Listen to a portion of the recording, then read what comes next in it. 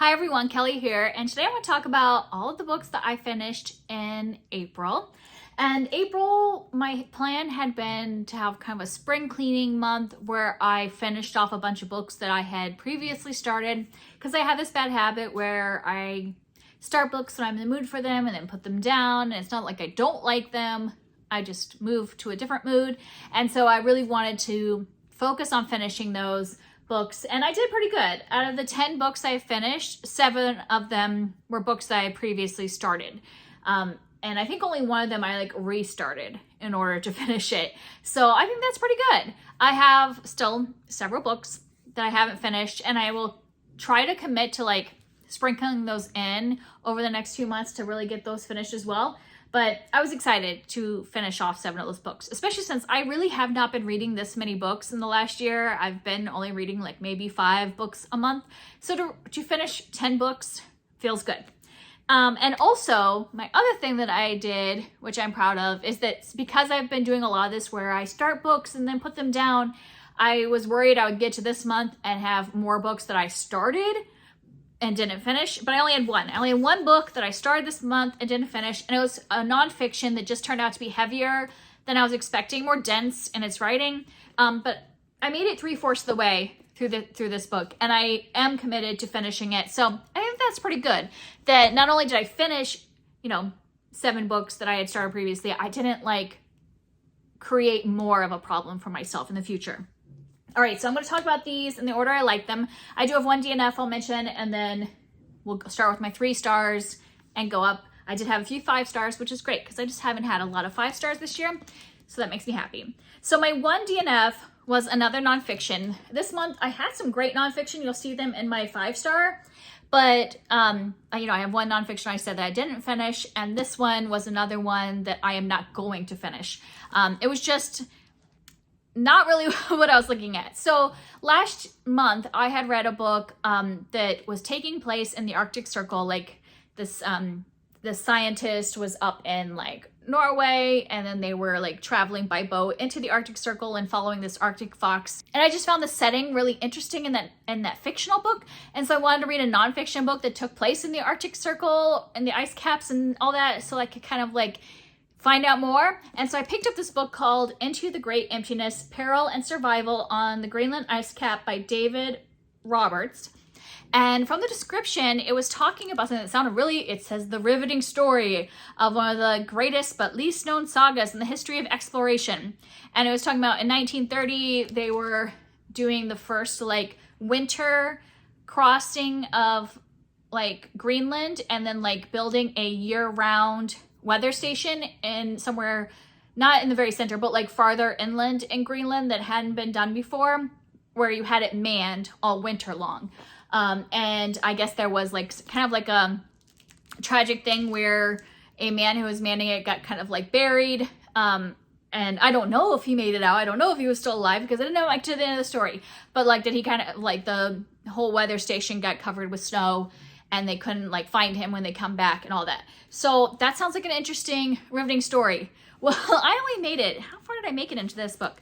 I made it 75 pages, and it was taking me forever to read those 75 pages. The introduction, great. So the intro, the prologue, was starting the story about this man, stuck on the ice cap during the winter alone, getting covered in snow, and it was really interesting. And then we go back in time to the person who's heading the exploration and to his childhood, and we're learning about the details of his childhood and his boarding school. And I was like, oh my gosh, this is so boring. Let's get to the part where they're in Greenland.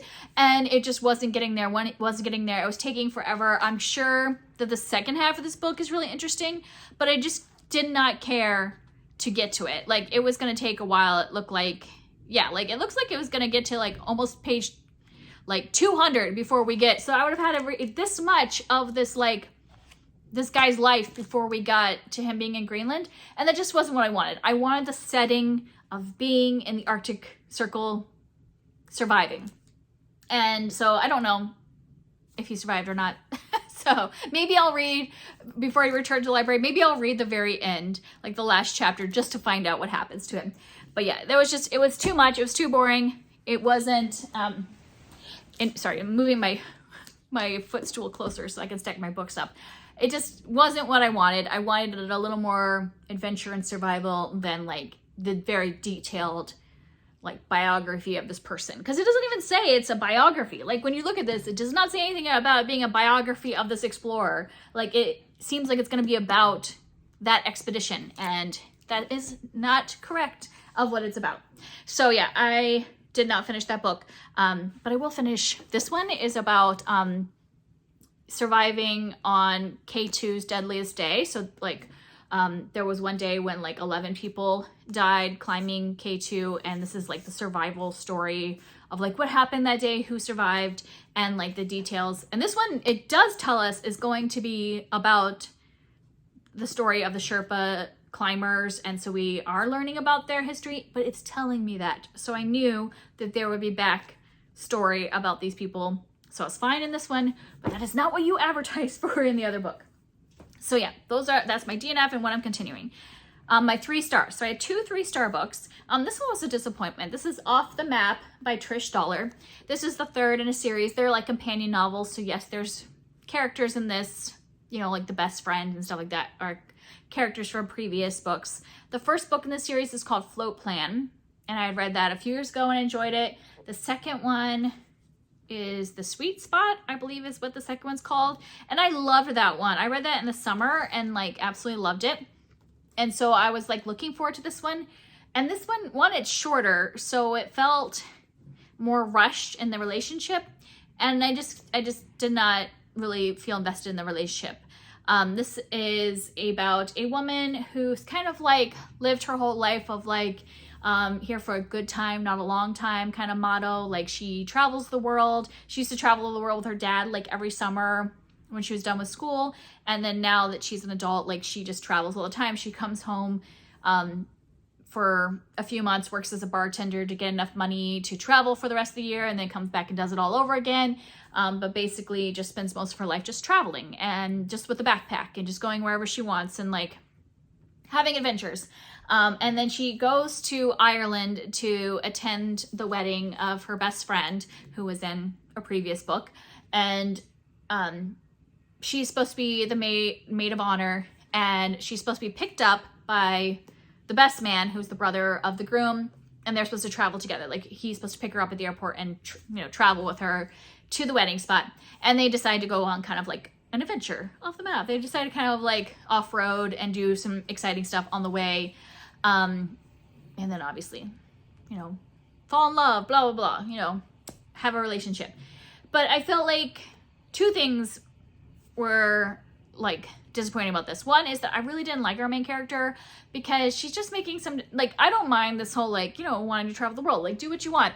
But we find out some things that are happening that are more serious in her life, like her dad, and like her dad is like her person, like the person that is taking care of her whole life. She didn't have her mom in her life, so like he's the most important person in her life. And the decisions of how she's dealing with the fact that he is sick at home and her still going off on these adventures and barely seeing him. I didn't really like get behind that. So I didn't really love her as a person because of some of the decisions she was making. And then like the way that she was like dealing with this relationship in the book, I didn't really like her. So I just didn't really like her as a person. So it was hard for me to like want them to be together. And also the second thing is it felt very rushed because there wasn't a lot of other stuff going on. I think in the first 2 books in this series, there's a lot of like personal issues that the people are working through. And there's also like plot, like there's stuff they're doing.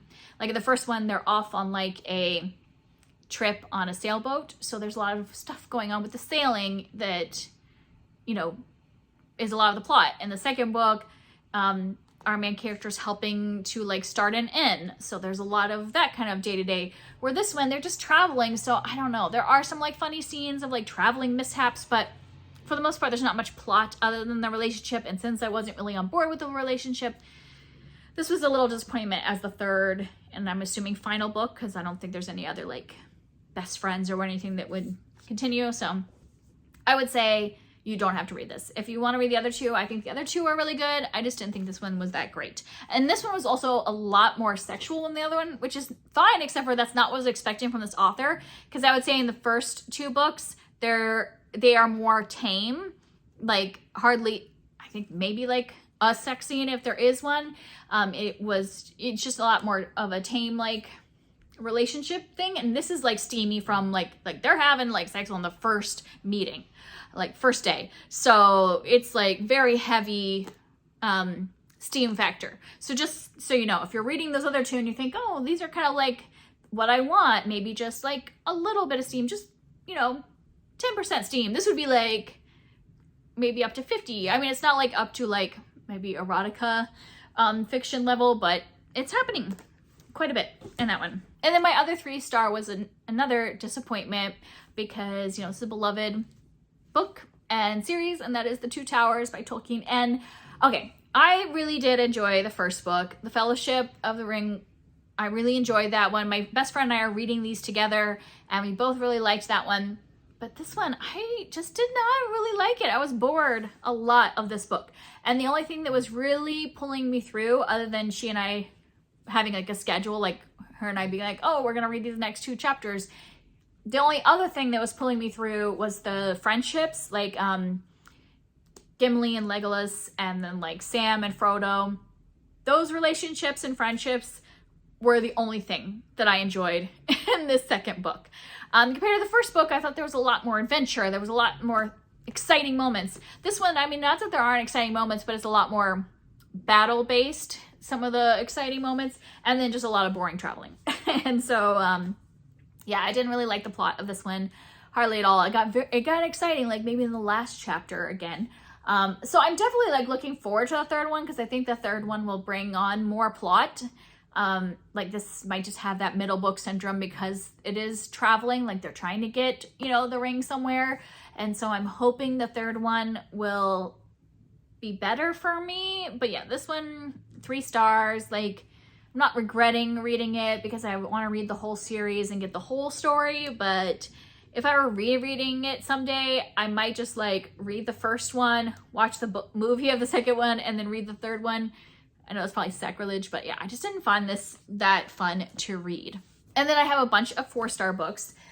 These were all ones, yeah, these are all ones that I had continued. So none of these were like new books. So I have a few middle grade that I had started during middle grade March and didn't finish. I have Nevermore, The Trials of Morgan Crow by Jessica Townsend. And this one turned out surprising that I gave it 4 stars, because I thought I was going to give it 3 stars almost the entire book. And probably it deserves 3 stars, because I didn't really get that 4-star enjoyment till the end. But I think it's like recency bias that like by the end I was enjoying it. So like I'm just remembering that end enjoyment and not the slog that was the middle part of this book for me. I am though deciding whether I should continue. I kind of need to know, for people that have read the series you know, like that is out so far, should I continue? Or are they all kind of long and drawn out like this? Because I felt this book was like 100 pages too long. There was like whole sections that I would take out. There was just too many characters introduced in this first book that could have been spread out among the series, in my opinion. It was just too much, but then not really like exciting things happening or stuff that kept my interest. It was just like a lot of world building thrown into one book without the plot to support it until the end. Then it finally started to like get interesting. So yeah, I liked the beginning, I liked the end, big slog in the middle for me personally. But yeah, I gave it 4 stars because I was enjoying that last like fourth of it. I was really like into it. And like I started this at the very beginning of middle grade March, and it took me like the whole month of March to read the first 3/4 and then like a day to read the last fourth. So that's what I'm saying. The pacing is off. I was enjoying the fast pace at the end and like invested at that point, but it took me a long time to get there. And then another middle grade book is Dealing with Dragons by Patricia C. Reedy. And this is book 1 of the Enchanted Forest Chronicles. And I think this one was a case of, the reason I put it down, I'd started this last year and put it down for like a whole year. I think it was just wrong place, wrong time the first time I picked it up, because this time I zoomed through it in like 2 days once I picked it back up. And I actually went back to the beginning on this one too. So I lied. There's 2 books here that I restarted because this had been a whole year. I was like, I think I would enjoy it better if I just get the audiobook, and I was just gonna like do the audiobook for the first half that I had read before, but then I ended up just listening to the whole thing on audio and enjoy that. This is about a princess who doesn't really want to be a princess. Like, she doesn't want to just get married and do like the normal princess things. She wants to have a little more adventure in her life. And so her parents want to betroth her to this prince. She's not interested. So she decides to go volunteer to be a dragon's princess. And usually dragons get their princesses by kidnapping them. But she's like, no, I'm just going to volunteer. Like, who wants a princess? I'll be a dragon's princess because I don't want to get married. And so she's like a headstrong woman. And I just really like her no nonsense of like, I just want to like cook for a dragon and hang out with them and read their books and all this stuff. And so I just think she's a fun main character. I like the dragon main character.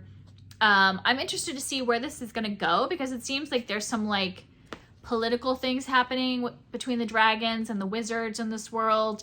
And I'm hoping that's where the second book ends up going. We'll see. This does have a bookmark because my daughter picked it up because she likes dragons. So she saw this and was like, I want to read that.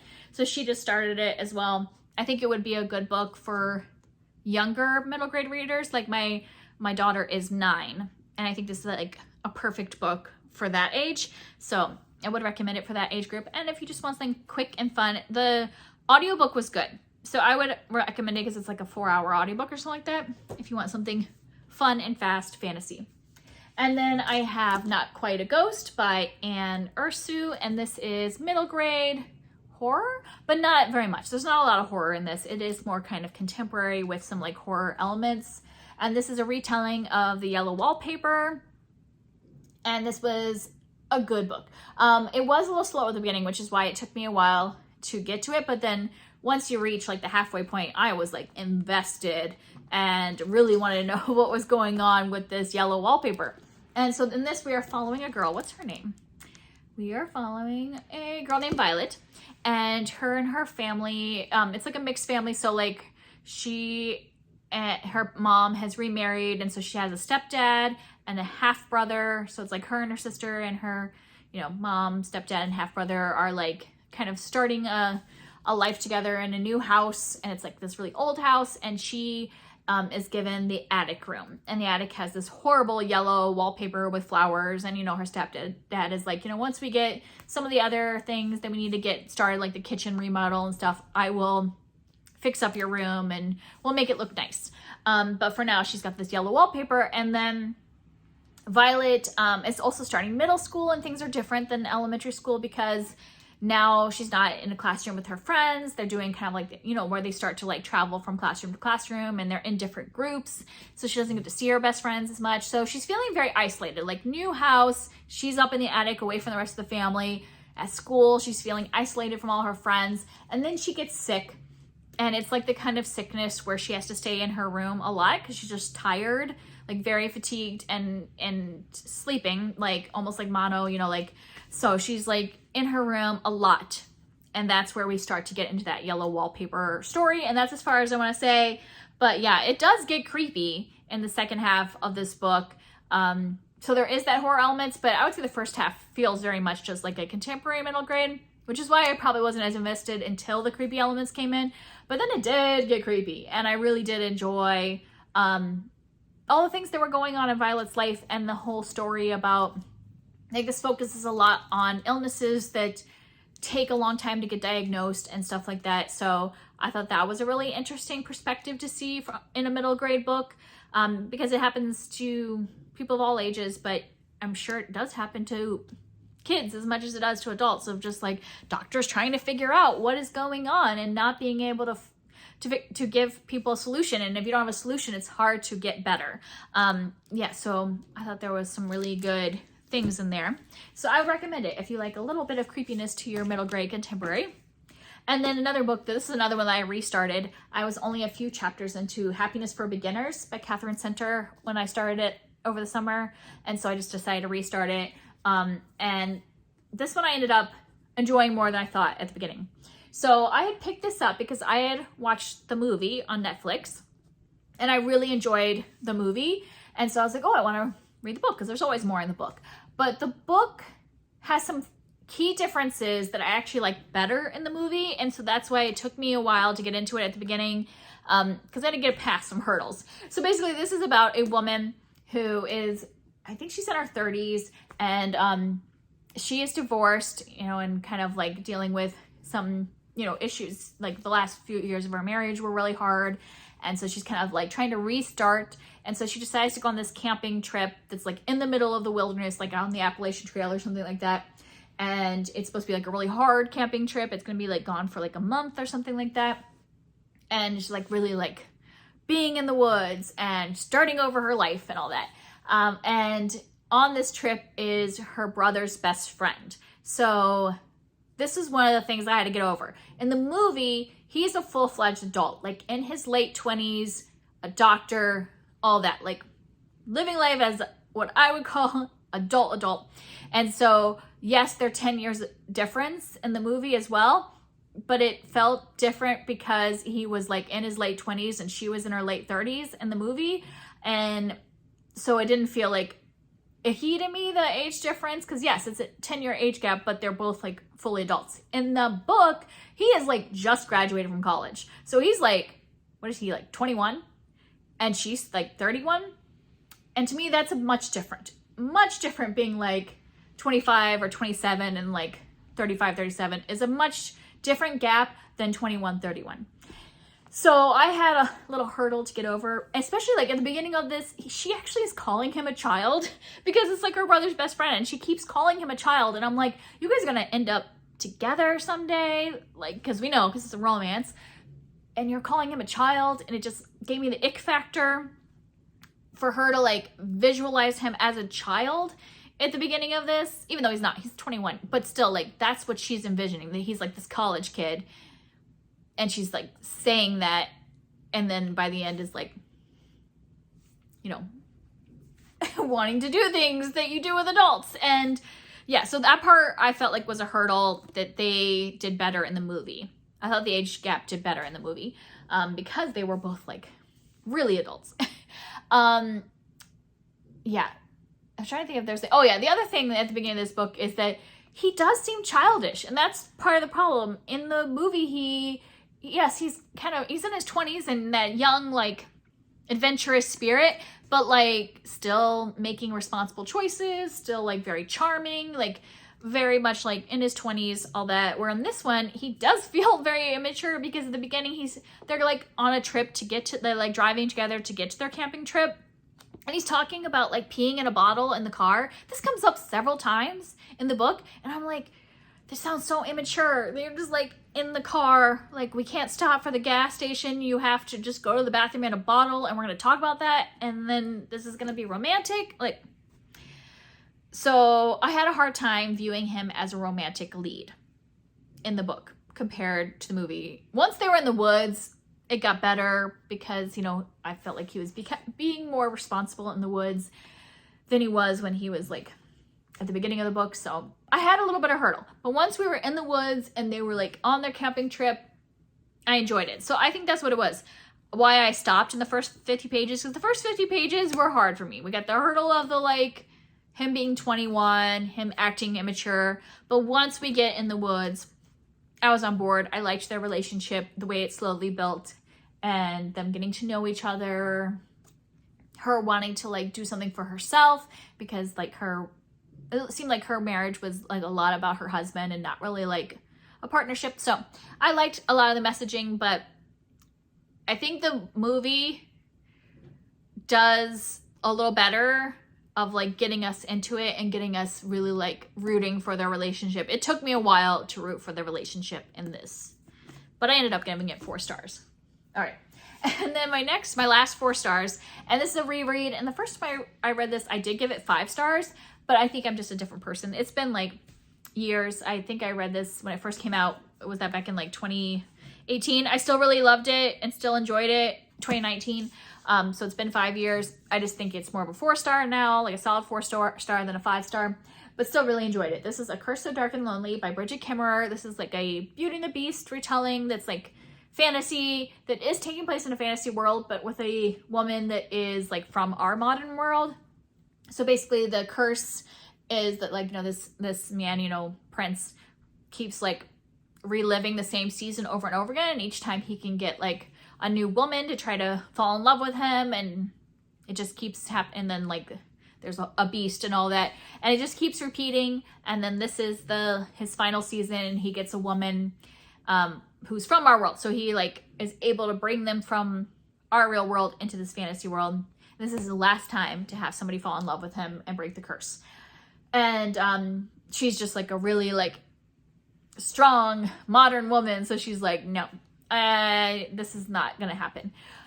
So it's like her kind of learning how to be in this fantasy world, and them like very slow burn, like getting to know each other, and also trying to save his kingdom and all this, because he knows this is his last chance, and that if he doesn't, you know, win over her love and like break the curse, that his kingdom is going to suffer, and all of his people might start dying and all that, because they're going to be taken over by a different kingdom and all that.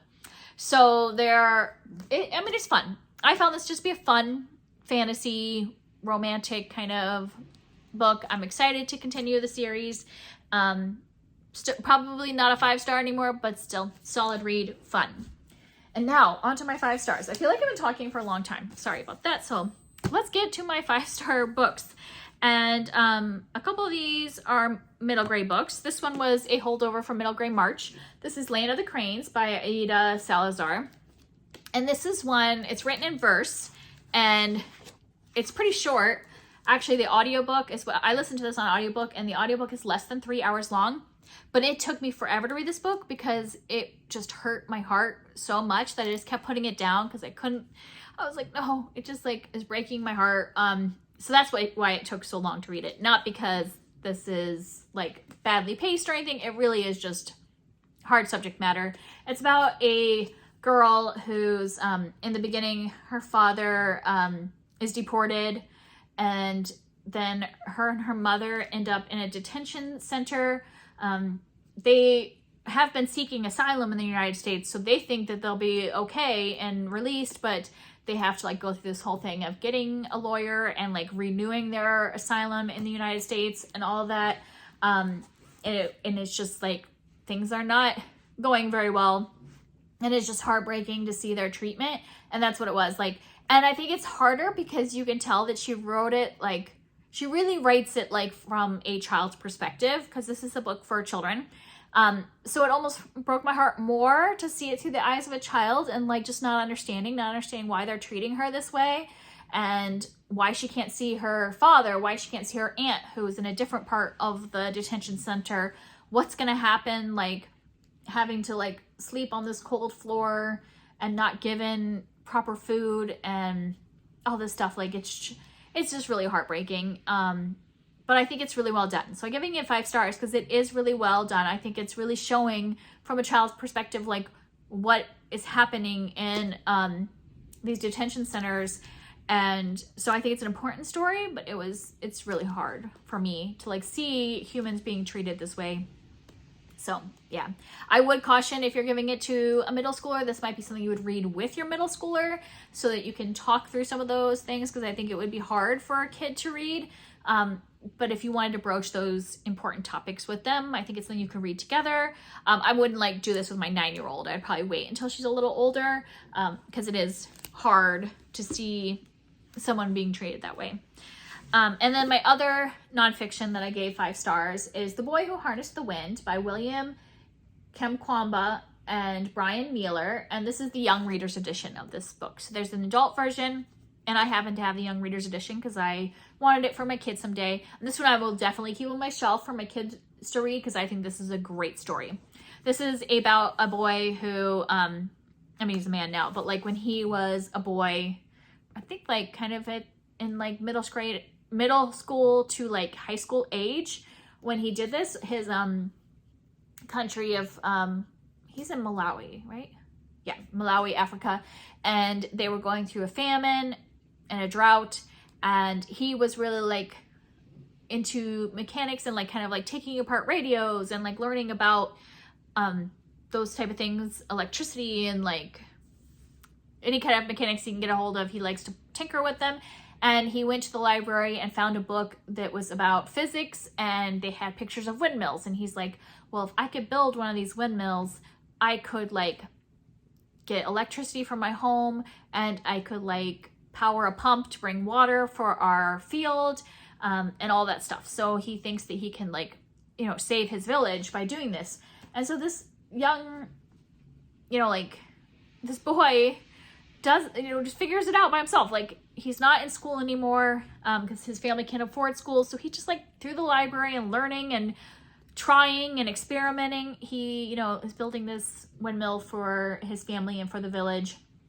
And like, you know, we also get like afterwards, like what he's done with his life, because this would have been, I think, almost 20 years ago that this story took place. And so we find out like what he's been doing since then. And yeah, I think it's a great book to share, like for you to read, whether you read the young readers edition or the adult version. I think he has a TED Talk. I don't know if you could get the TED Talk on video or whatever, but like, I'm sure you could research it if you wanted a shorter version instead of reading a whole book. And this, I think this would be a great one to read with your kids too. I will definitely keep it to read with my kids because I think it's an important story of just like a kid, you know, using his mind to like help those around him and like just feeling called to use those skills to help those, like his family and village and country and everything. And he still is like that. He's like, he could have just gone off and decided to move to America and all this stuff, like, because he had that chance. And he's like, no, I want to go back to Africa and help my people. So great story. And the last one, last 5-star, is Funny Story by Emily Henry. And this is her new book that just came out in April. And fun, it was kind of fun because I had an advanced reading copy of this, advanced listening copy from Libro FM. So I actually listened to it before it came out. And then my local bookstore was having a release party where Emily Henry wasn't at the release party, but we were just going in like celebrating her new book, and everybody got a signed copy. So this is actually like a signed copy I got. So I had already listened to the book when I went to the event. I was the only one there that had, other than the like bookstore owner, that had already listened to it, but it was just kind of fun to like go and like celebrate this book coming out and getting a signed copy. And I really enjoyed this one. This one felt like, if you read other Emily Henry books, this one felt like, of all of her books, like the true like romantic comedy. Like very much, I could see this like a movie. It has like scenes of just like hilarity. There is serious stuff, because I think all of Emily Henry's books kind of have more like serious issues that the two main characters are going through, that they need to kind of work on in order to have this relationship with each other. But there's also just a lot of really funny things that happen in this book, more so than I think some of her other ones. I find this one to be really funny, which makes sense because it's called Funny Story. And we're following a woman who, she was engaged, and then her fiance decides that he is going to run off with his best friend that he kept telling his fiance, oh no, we're just friends, we're, you know, all that. But then they end up running off together right before the wedding, and she has nowhere to stay because he, like, the house is in his name, so he's gonna live at the house with his new girlfriend, and she is like on her own in this town that she moved to be with him.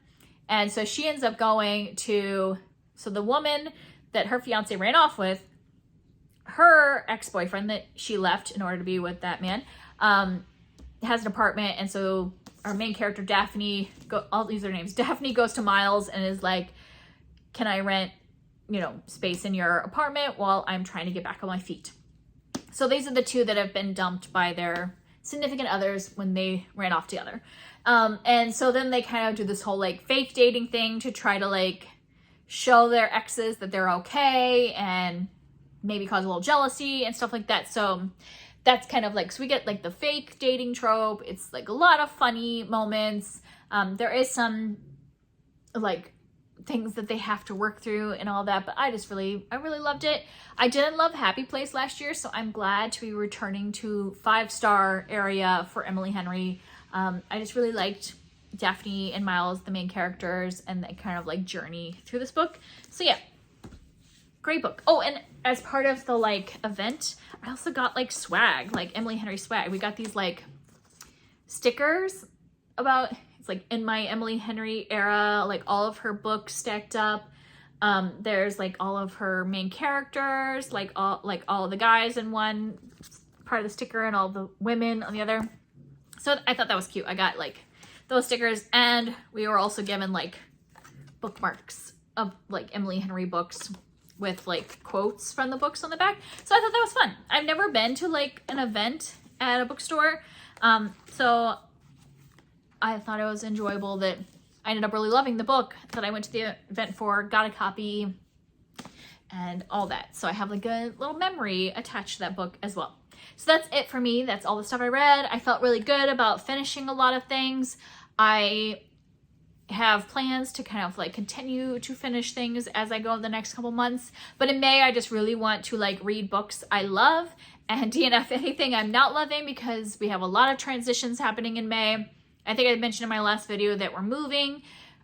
We have closed on our house, so we have our new house, and then this whole month and the next month will be like moving and setting up the house and all that stuff. But then also I got a job. So basically I'm starting my job the day after the movers put all the stuff in the house.